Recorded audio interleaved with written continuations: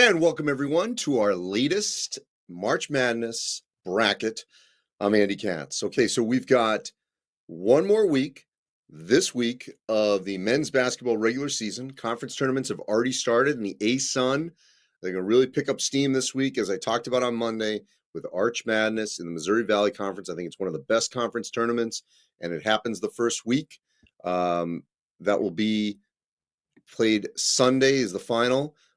In St. Louis, traditionally, that is where it always is. Next week, really to tip off Champ Week, is the WCC with Gonzaga beating St. Mary's on the road. I think we can comfortably say that the Zags are in, as you will see in the bracket. So the drama is a little less right now with the WCC between Gonzaga and St. Mary's. One quick thing before we get to this bracket. There has been a lot of talk of expanding the field, and we'll see what happens with that. I have gone on record. I will say it again in this platform to all of you. I hope they don't do it. I really hope they don't. But if they do, I think we're only going to go to 72. We'll see if I'm right, but I think that 68 to 72 is much an easier jump. You don't have to change the bracket at all. You just add some games on Tuesday and Wednesday. And let's be honest, this is for the most part going to benefit the power leagues, especially as they get bigger and bigger. Could you get a second Valley team in? Possibly. Could you get a second Ivy team in maybe in a year like this year? Maybe. But it's going to be very small about who picks up these extra bids if it happens. And I'm not saying it's going to happen in 25, 26, or 27. They may punt this down the road. The contract with Turner and CBS does not even end until 2032. There's no reason for them to reopen this deal, even if they expand the field. So I just want to get that out. We'll see what happens here going forward.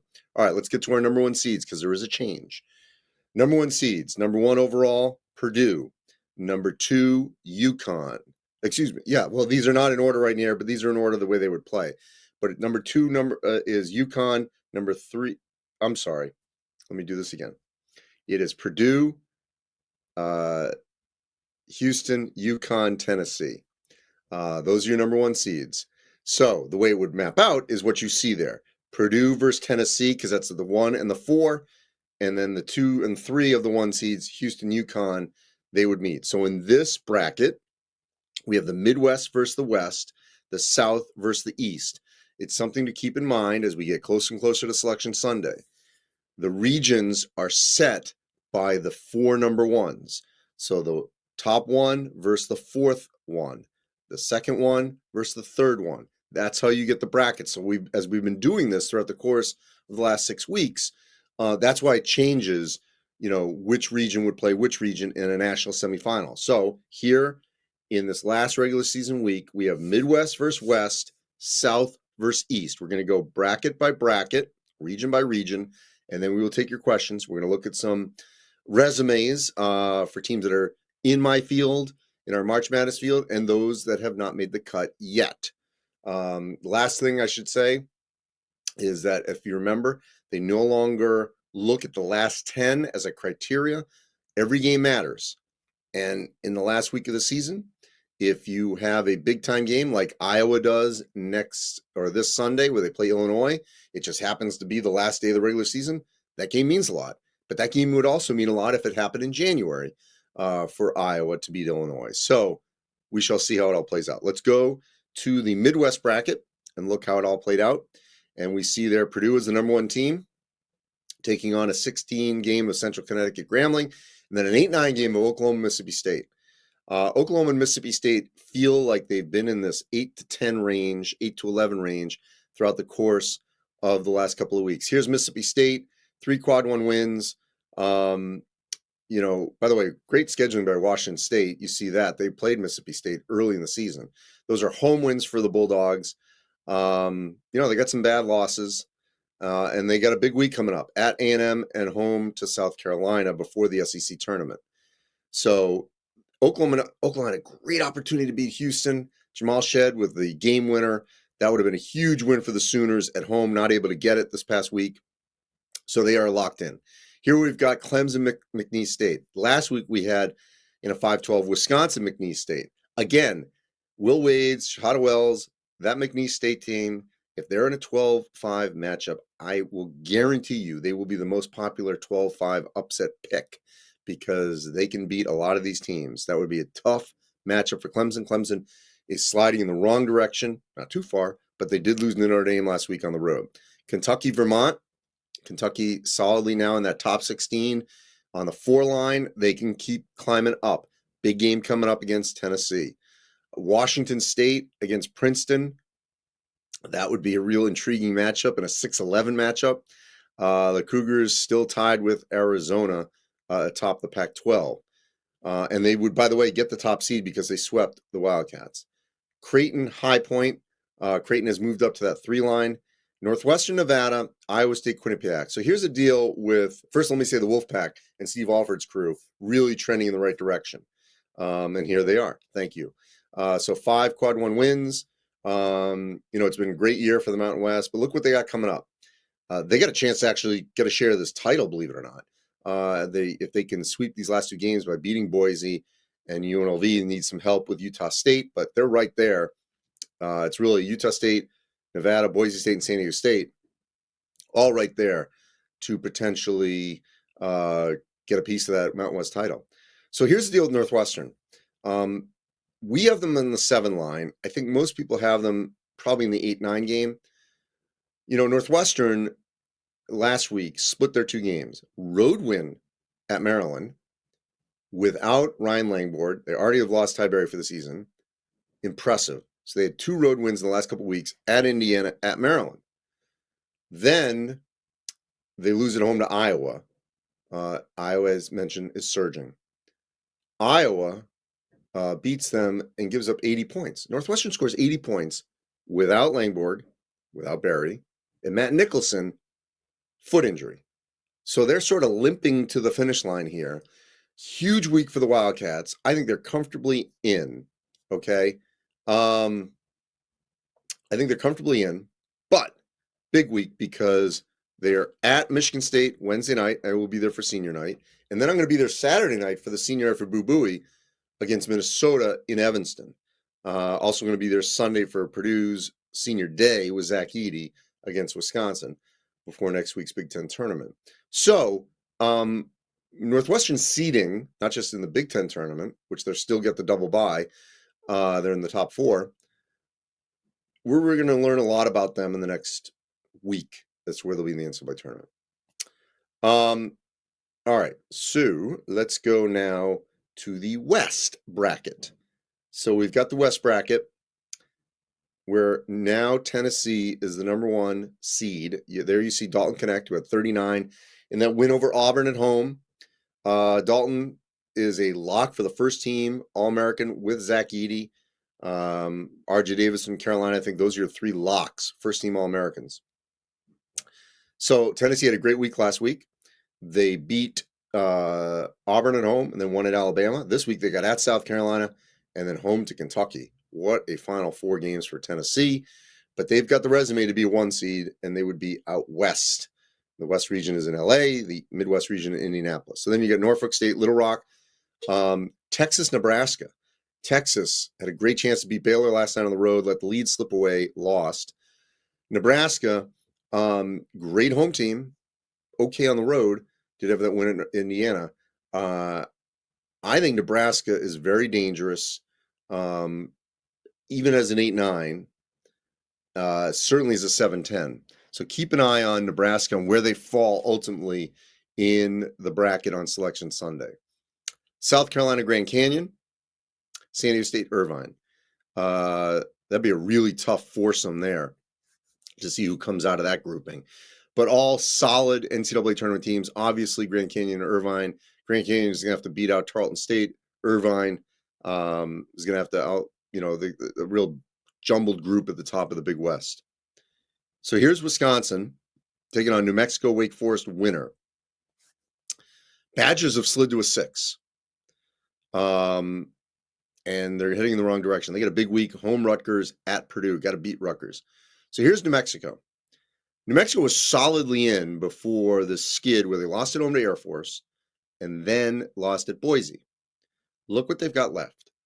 Home Fresno, absolutely have to win that game. And then at Utah State. Now, if they sweep these two, they're not in Dayton. They're going to be in. If they split this, I still think they're in Dayton. And then maybe need to do some work in the Mountain West Conference tournament. The problem is they've lost 3 times at home. UNLV, Air Force, and Boise. The Air Force loss kills them at the buzzer. Wake Forest, again, hanging on by a thread. 2 weeks ago, they beat Duke, stormed the floor. We all know about that. Then they turn around and lose at Notre Dame, at Virginia Tech. They had a lead against Virginia Tech. So both New Mexico and Wake Forest trending in the wrong direction. Kansas, Akron. So Kansas, you could push back 9-7 in the Big 12. Now, they did a lot of their work earlier in the season. Kansas has to play Houston this week.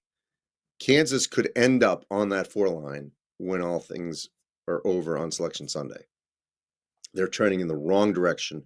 Not too far, but down toward a 4. Akron would be a tough first-round matchup if they can win the MAC. St. Mary's, TCU, Arizona, Eastern Washington. St. Mary's, I think they're a solid 7.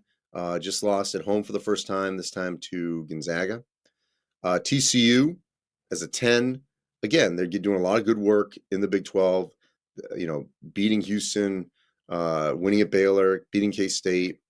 Their bad losses are not bad losses. They basically don't have any bad losses. We're sort of reaching there because we got to put something down.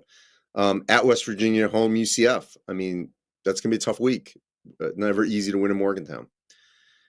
Arizona, has now flipped with Tennessee. So that could go back and forth depending upon what happens in these 2 weeks.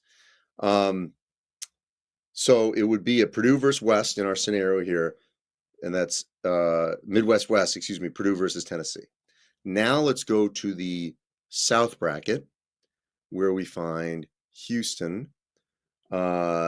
This would be, if they get all the way in Dallas, they would start out in Memphis. Playing the Jackrabbits to start, and then a Gonzaga Boise. Ooh, that'd be interesting because we'd have Leon Rice, former Gonzaga assistant, taking on the Zags, who are trending in the right direction as an 8. I think they could be up to a 7 when all things are done. Boise, again, continues to win. 3 in a row. Big week for the Broncos coming up with a chance to win the Mountain West Conference. So that would be, for a second-round game for Houston, not going to be easy. But Houston just defends so well. So scoring for Gonzaga and Boise could be a little dicey. Auburn, Richmond in a 5-12. Auburn has one quad 1 win. That would be a tough matchup for them. Here are the Spiders. So we've got the Spiders not as an at-large, but as the AQ out of the A10. My gut is that Richmond or Loyola win the A10, and Dayton gets in as an at-large. Now, if Dayton wins the AQ, do Richmond and Loyola get in by themselves? Probably not. So there's still a scenario where Dayton is the only team out of the A10, which would open up another at-large spot. So just keep that in mind, because I got 2 out of the A10 here. It still could be only 1. And as you see there below, and first of all, before we get to that, Illinois, Sanford. Illinois is a 4. Illinois is trending toward a 3 line. If they beat Purdue on Tuesday night and certainly take care of Iowa on the road, they're going to be a 3. No question in my mind. Could they get up as high as a 2? Depends. What if they win the Big Ten tournament? What if they win the next 5 games? Sure. Dayton there as a 6. Split their week last week. So, look, the Flyers have the metrics to be at large, but it would behoove them to at least win a game or 2. Indiana State, they're the intriguing one. I would love to see the Sycamores in as an at-large if they don't get the AQ, but it could be dicey. Only got 1 quad 1 win, but they had a great season. They got swept by Bradley, beat Bradley twice. The bad loss them, as you see there, is at Southern Illinois and home Illinois State. So they have a bye before they play either Murray State or Missouri State. And we'll see. If they win out, then the question will be, can Drake get in by themselves as an AQ? As an at-large. Duke Charleston. So Duke now is on the 3 line. On our seed list, we've got Duke ahead of Kansas. I saw Duke in person on Saturday against Virginia. Offensively, I think they're clicking. Filipowski, Jeremy McCain, Jeremy Roach. Just offensively, I just love their movement. They're making shots. They're getting to the rim. They were up like 20 plus multiple times in that game. I just think the Blue Devils, they beat NC State on Monday night. If they can beat Carolina on Saturday, they've locked up a 3 and a piece of the ACC regular season title. And then we'll see what happens next week in DC in the tournament. Texas Tech, Florida Atlantic, Marquette, Oakland. So here's interesting about, I think Tech solidly is a 7. Florida Atlantic is a 10, sliding in the wrong direction. FAU is the only team I think that can get in by themselves. Memphis, I think, is too far back out of the American. In this scenario, as you'll see, we've got Florida Atlantic as the at-large, and then you'll see South Florida as the AQ out of the American. I would hope that South Florida has a chance to get in if they don't win the tournament. Outright champs in the American, great regular season. So I would hope to see them in the field if they could. We'll see if that occurs. Now, Marquette's interesting because Tyler Kolek, arguably their best player, is not playing this week. So he won't play against UConn or Xavier. He's got an oblique injury. Will he play in the Big East tournament? That's the biggest question. So what happens if Marquette loses a game or two this week, loses early in the Big East tournament, and we don't know Kolek's status? Do they slide to a 3 if they start losing games? And then the committee has to say, okay, who are you? Are you with Kolek or not? So this is going to be a real intriguing injury to watch over the next week and a half. Does he come back? If he does, how does he play? And does that affect their seed? Because their seed is a solid 2, but if they're a different team completely, do they slide to a 3? Now, they'd have to lose some games to do that, but it could happen.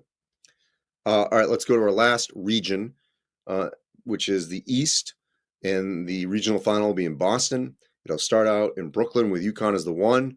They are the reigning champs, and they will be the favorite.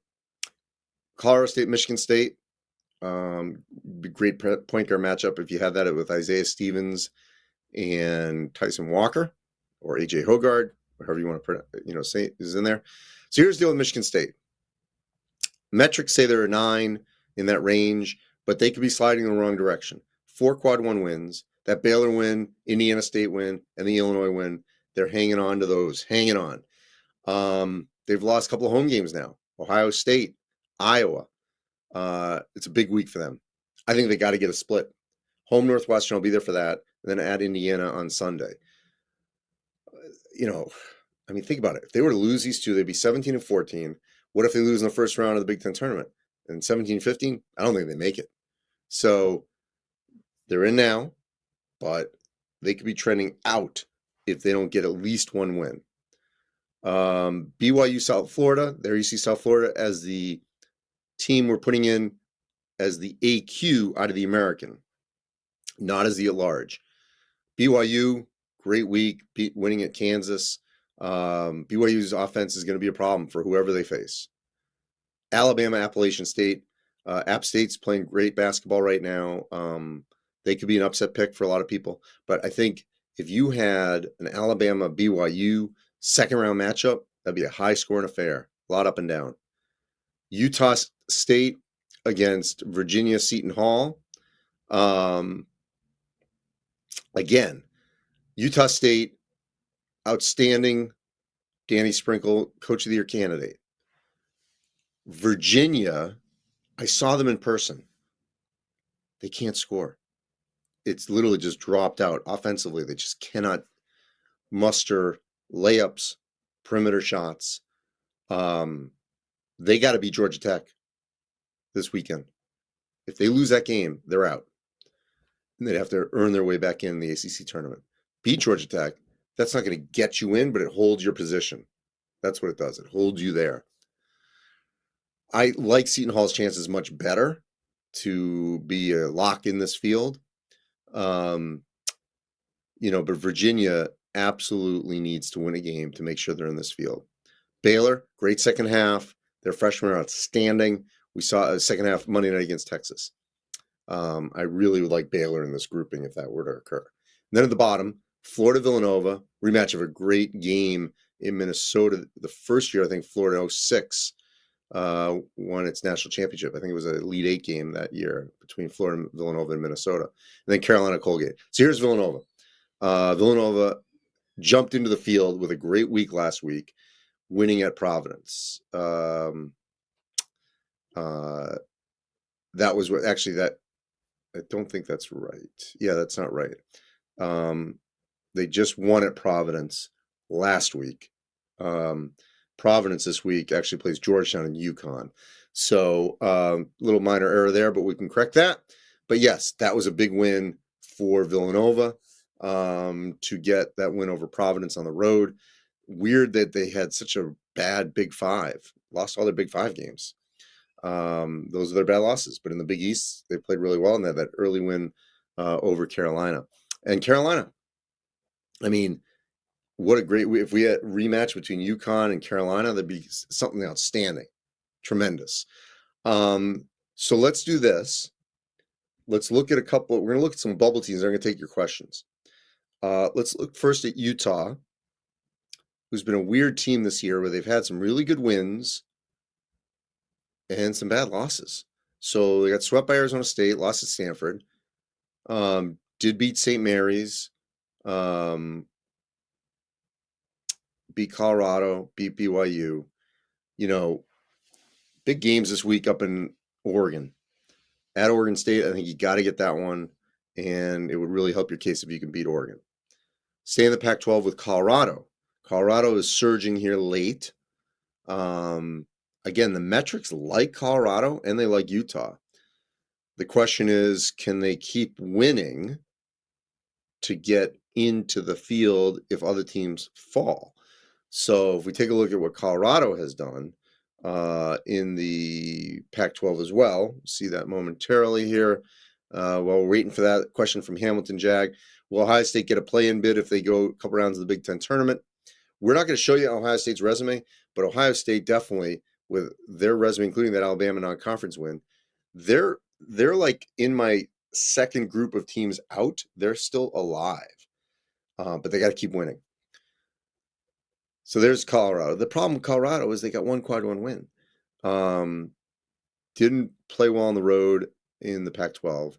Again, like Utah, a sweep in the state of Oregon would really help their case. All right, so let's look at St. John's. By the way, Adon, are you questioning BYU as a 5 seed?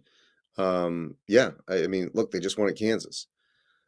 Someone below was asking about Syracuse. Syracuse also is one of my teams I had. Oh, there we go. If Cuse wins tonight, what are their chances? I think Cuse is now on the board. They're just keep winning, just keep winning, just keep winning. Because now it's a case where teams like St. John's, like Syracuse, just keep winning. Because all these other teams are going to keep falling down. Virginia, Wake Forest. So just try to be there at the end, which means win this week and win a couple games next week. And then you're going to be right there to potentially get in. So, I mean, St. John's has a good resume. You know, the Michigan home loss, BC, that didn't help.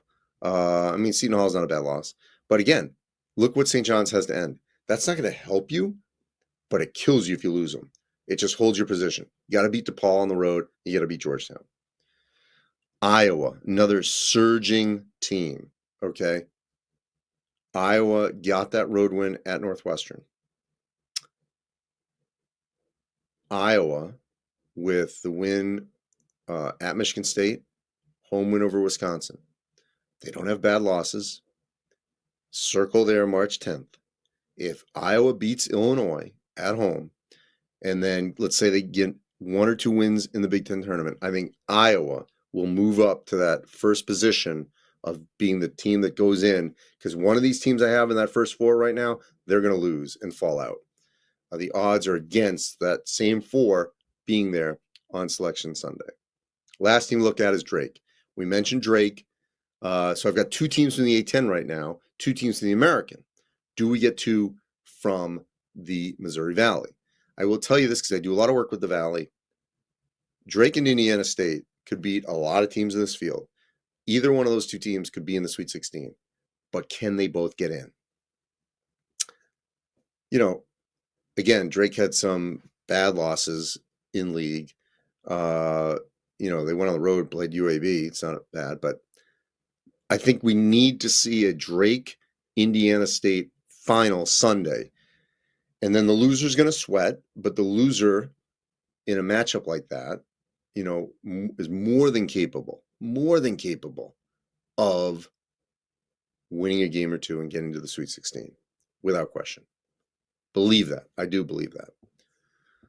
All right, let's go to our chat link here that I can see. So, Trick, I think Iowa, if the tournament were today, certainly is a tournament team worthy of it, but they're not there yet. I don't have them in yet, but I think they're more than capable of beating Illinois on Sunday, especially after Illinois potentially could beat Purdue tonight, Tuesday night, and then win a game or two. So I think Iowa is going to ultimately get in if they do what I think they can. They're not in now. Grand Canyon ceiling, are they Sweet 16? I don't see it. I think they could win a game. I don't see them because that second game would end up being really hard. What are Michigan State's chances of making it in? Do they need to win out? I think they got to win one of the two this week. If that's home Northwestern or at Indiana, got to win one of them. So Mason, I'm glad you brought up Pitt. Pitt needs to win this week, probably win a game in the ACC tournament to be right there. I think Pitt's a better team than Wake or Virginia, but the metrics aren't there yet. So I could easily see Pitt taking one of those spots. Is there any way that UNC could avoid UConn in their same bracket and still play in Charlotte? Okay, Carolina is going to play in Charlotte. That's the first two rounds, no question. Could they avoid UConn in Boston? Yes, they still could. The Charlotte doesn't feed into Boston. The 8 sites are in their own little silos. So yes, Charlotte will happen, no question. Book it. They're going to be in Charlotte. The question is, where would they be if they win two? Does Providence even have a chance anymore after the loss to Nova? Says Jay all day. Yes. You know how they do it? They beat Georgetown and they beat UConn. That's asking a lot. Winning on the road, never easy. I don't care if it's Georgetown right now, it's struggling.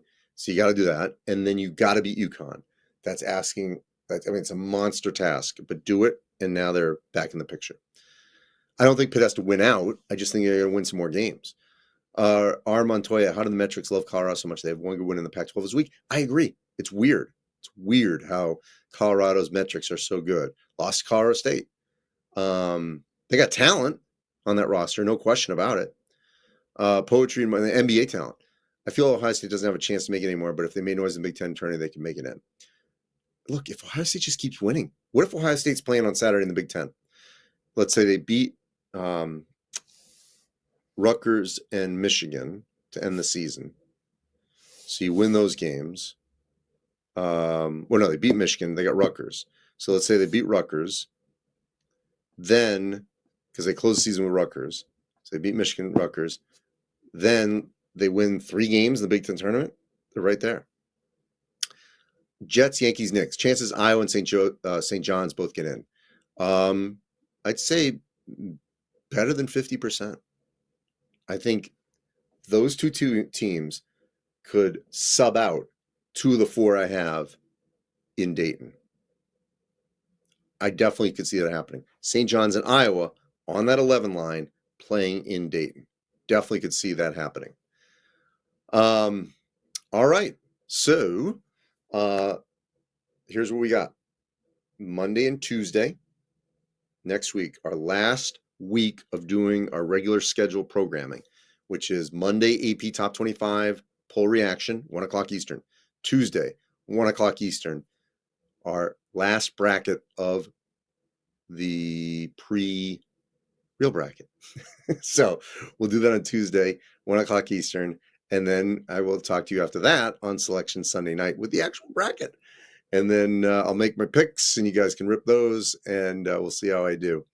I think the last time I picked the actual winner, I definitely, let me think back.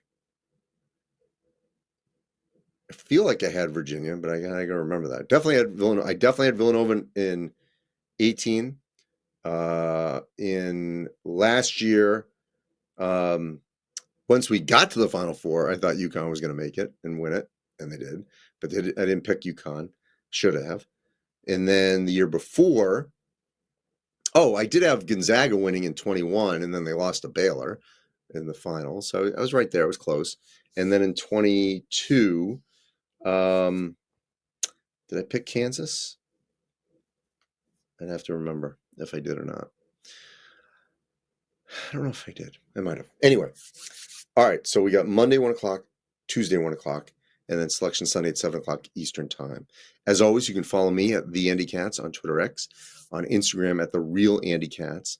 Go to March Madness MBB on our social media handles, NCAA.com is the webpage. And of course, everything that you all need here on the Bleacher Report app. Everything you need. Not just from me, but from a lot of talented people around the country. Thanks for watching, engaging. Appreciate everyone's time.